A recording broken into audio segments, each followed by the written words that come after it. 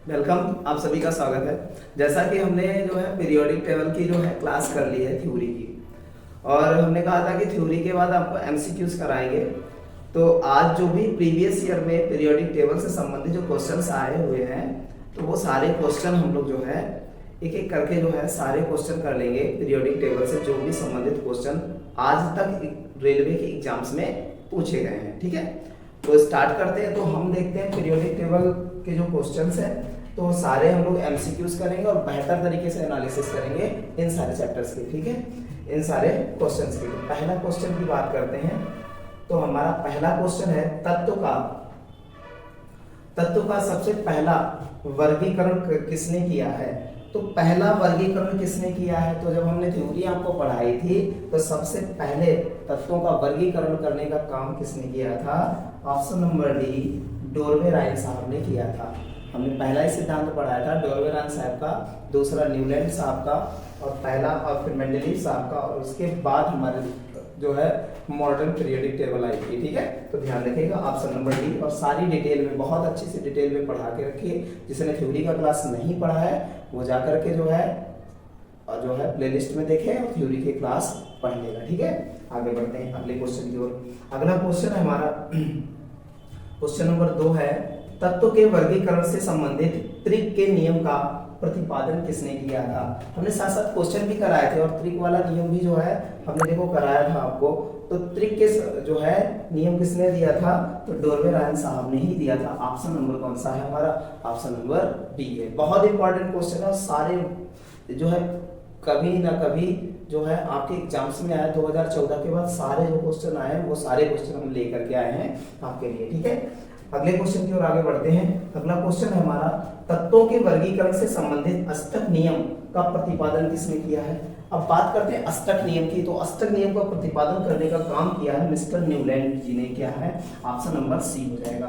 अगले क्वेश्चन की ओर आगे बढ़ते हैं। यदि तत्वों को बढ़ते परमाणु भारों के क्रम में लिखा जाए तो हर 8वां तत्व अपने से पहले तत्व के समान गुण वाला होगा। यह नियम किसने दिया था।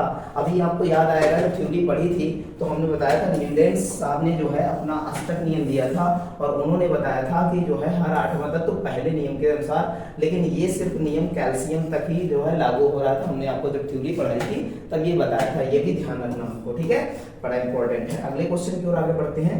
अगला देखिएगा क्वेश्चन, अगले क्वेश्चन में है हमारा कि तत्वों के भौतिक और रासायनिक गुण उनके परमाणु भारों के आवर्त फलन में होते हैं। यह नियम किसने प्रतिपादित किया था। तो परमाणु भार पर जो है तत्वों को व्यवस्थित करने का काम किसने किया था, तो मिस्टर मेंडलीव सर ने किया था। ये किसने किया था, मेंडलीव ने किया था, ध्यान रखिएगा। जबकि हमारे जो है मॉडर्न पीरियोडिक टेबल जो है इसको जो है तत्वों को जो है परमाणु क्रमांक के पर जो है क्या किया गया है, व्यवस्थित किया गया है। ये हमको बहुत अच्छे से पता है एटॉमिक नंबर पर, ठीक है। और ये मॉडर्न पीरियोडिक टेबल किसने दी है, मोजले साहब ने। किसने दी है, मोजले साहब ने, ध्यान रखिएगा, ठीक है। अगले क्वेश्चन की ओर आगे बढ़ते हैं। अगला क्वेश्चन है हमारा, मेंडलीव के अनुसार तत्वों के गुण आवर्ती फलन में होते हैं। परमाणु भार अभी बताया हमने किस आवर्ती फलन में होते हैं, तो ये तो भैया है हमारा अभी बताया कौन सा, परमाणु भार, ऑप्शन नंबर ए।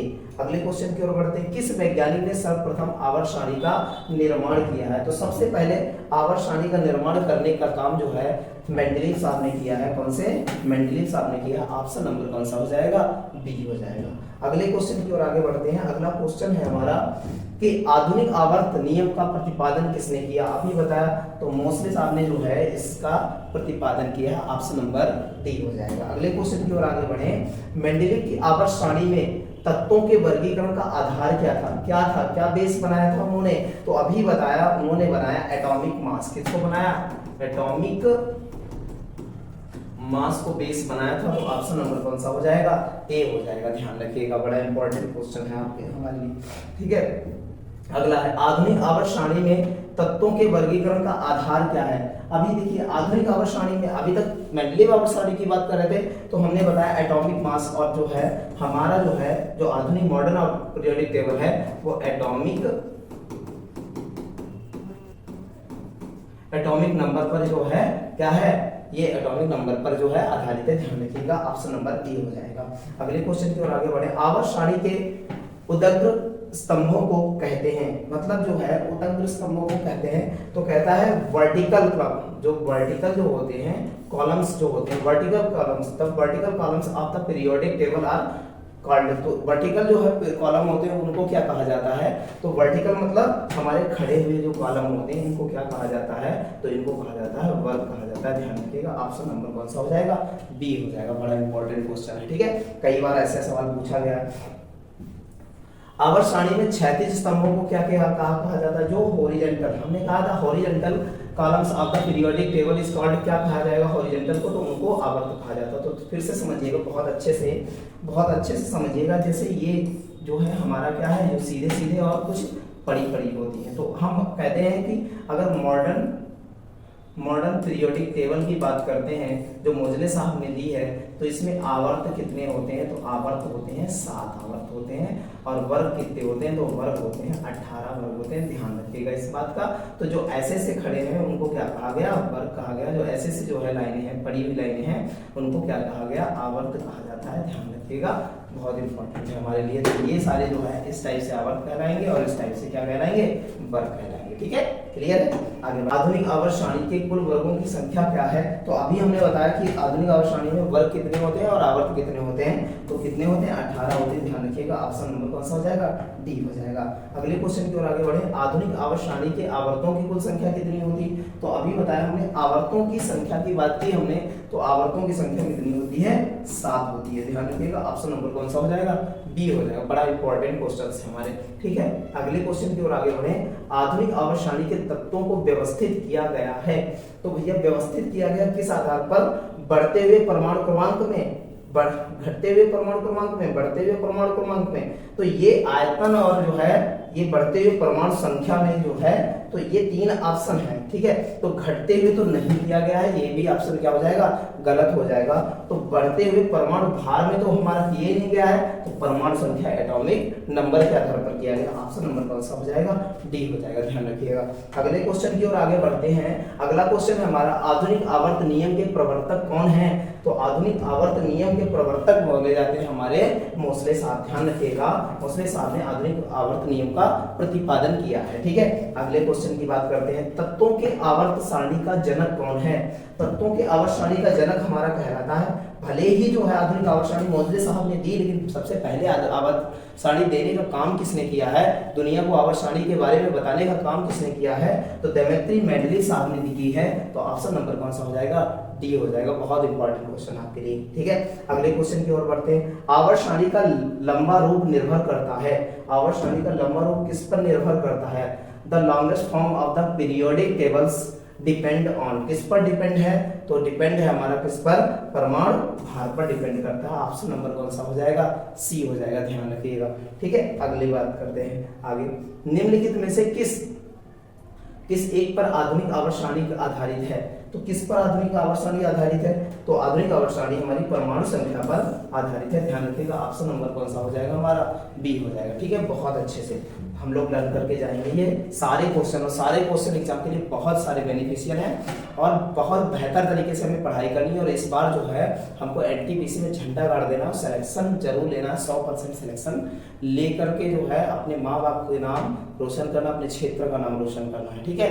और मोटिवेशन कहीं से नहीं आता है, ठीक है। सबसे पहले जो है सुबह उठ करके अपने माँ बाप का चेहरा देखें, वहीं से मोटिवेशन आ जाता है। आपसे पहले जागते होंगे और जो है क्या है, आपसे पहले जागते हैं, और एक माँ है जो है वो देखो पूरे सालों माल क्या करती है, पूरे सालों माल एक ही तरह का काम करती है और उसमें जो है थकती नहीं है। तो हम लोगों को उसी टाइप से बिना थके और बहुत अच्छे से क्या है पढ़ाई करनी है और सिलेक्शन लेना है, ठीक है। चलते हैं क्वेश्चन। तत्वों क्या कह रहा है कि तत्वों के भौतिक और रासायनिक गुण उनकी परमाणु संख्या के आवर्त फलन होते हैं, यह नियम किसने प्रतिपादित किया है, तो बता रहा है तत्वों के भौतिक और रासायनिक गुणों की बात परमाणु संख्या के आवर्त फलन हेतु यह नियम किसने प्रमाणित किया? तो परमाणु संख्या आ जाए तुरंत हम बताएंगे मोस्ले साहब, क्योंकि हमारे मेंडलीव साहब ने क्या है परमाणु भार पर बात की है। ठीक है, ध्यान रखिएगा।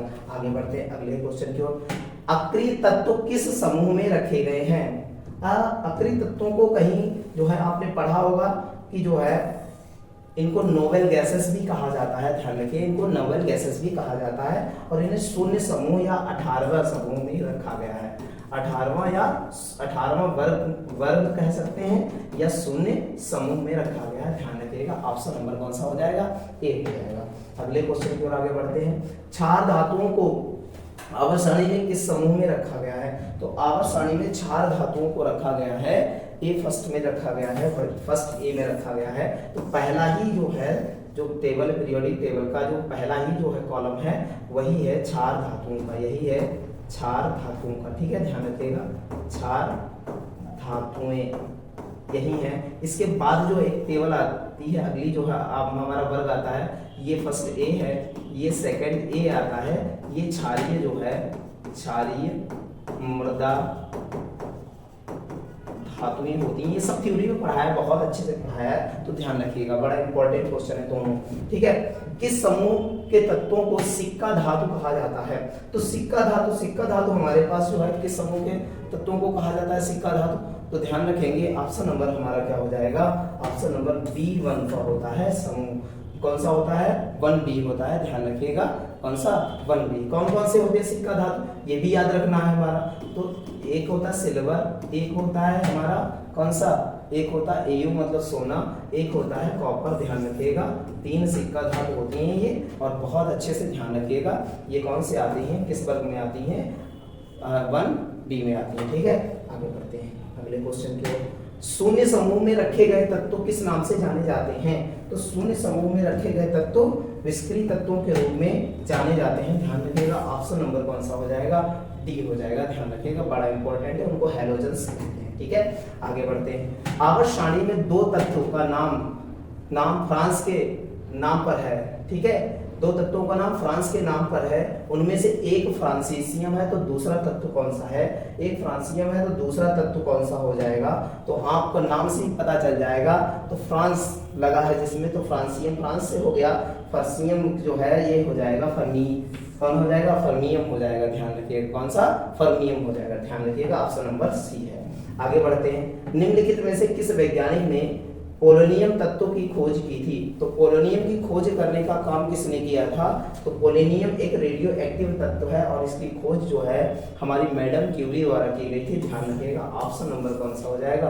बी हो जाएगा, बहुत इंपॉर्टेंट है। ठीक है, अगले क्वेश्चन की ओर आगे बढ़ते हैं। अगला क्वेश्चन हमारा, सबसे भारी तत्व कौन सा है? बहुत इंपॉर्टेंट है। हमने जब पीरियोडिक टेबल की क्लास पढ़ाई तो सबसे लास्ट में देखो ये रखा, हमने लास्ट में सबसे रखा और तत्वों को जो है बात की, तो सबसे भारी तत्व की बात की तो ऑस्मियम की बात की है, ऑस्मियम की बात की है। ध्यान रखिएगा, कौन सा?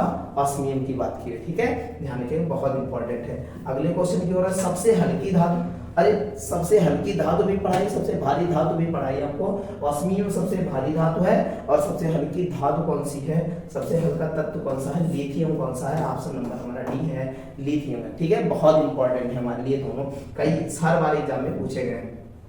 सबसे हल्का तत्व कौन सा है भाई? सबसे हल्का तत्व कौन सा है ये बताना हमको। तो सबसे हल्का तत्व हमारा कौन सा हो जाएगा? हाइड्रोजन हो जाएगा। ऑप्शन नंबर कौन सा है? ए हो जाएगा। ठीक है, ध्यान रखिएगा।